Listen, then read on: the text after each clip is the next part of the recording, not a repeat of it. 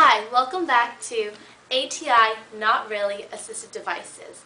Today we'll be demonstrating how to ambulate a patient from the bed to a wheelchair and then ambulating the patient from bed to walking.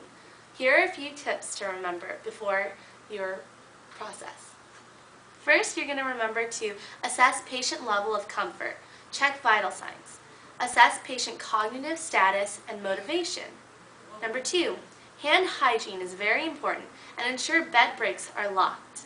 Number 3, explain procedure to client and what client is expected to do during the procedure. Determine number of people needed to assist with transfer. First, we will be ambulating the patient from the bed to wheelchair. The first step is to position client to sitting up on side of bed. Turn client to side. Client must face nurse on side of bed patient is sitting. This can be with assistance of others. You're going to raise the bed 30 degrees. Stand opposite patient hips. Place feet apart with foot closest to head of bed in front. Place arm near head of bed under client's shoulders, supporting head and neck. Place other arm over client's thighs. Move client's lower legs and feet over side of bed. Pivot toward near leg. Allow client's upper legs to swing downward. At the same time, shift weight to rear leg and elevate client. Now you're going to transfer the client from bed to chair. You're going to assist client to position on side of bed, chair in position at 45 degrees to bed. Apply transfer gait belt. This helps maintain stability of client during transfer. Ensure client has non-skid shoes. Good. Strong leg, weight bearing should be forward, weak foot back. Spread feet apart. Flex hips and knees, aligning knees with client's knees. Grasp transfer belt from underneath. Rock client up to standing position on a count of 3 while straightening hips and legs and keeping knees slightly flexed. Have client pushed up with hands. Maintain stability of client's weak paralyzed leg with knee. Pivot on foot farther from chair. Instruct client to use armrests on chair for support. Now ease into chair. Okay. Flex hips and knees while lowering patient into chair. Good. And remember, with wheelchairs, remove arms of chairs if needed during transfer. Ensure wheelchair brakes are locked.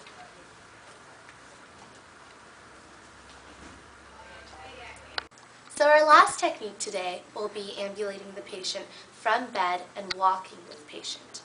You always want to ensure that the patient is wearing non-skid shoes, and then you want to assess whether or not patient needs a walker.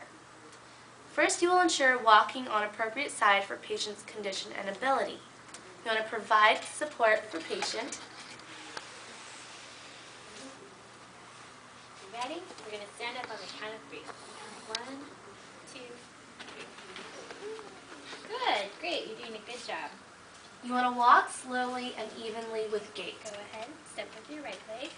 The gait belt will ensure that the patient Step with your left. maintains stability Good. and doesn't fall. Keep going. Great. You're doing a good job. Okay. Good. Now, once the patient has walked for a little bit, You ready to go you back want to to bed? return the patient to the bed. So go ahead and turn. Great. Good job. Okay. Good.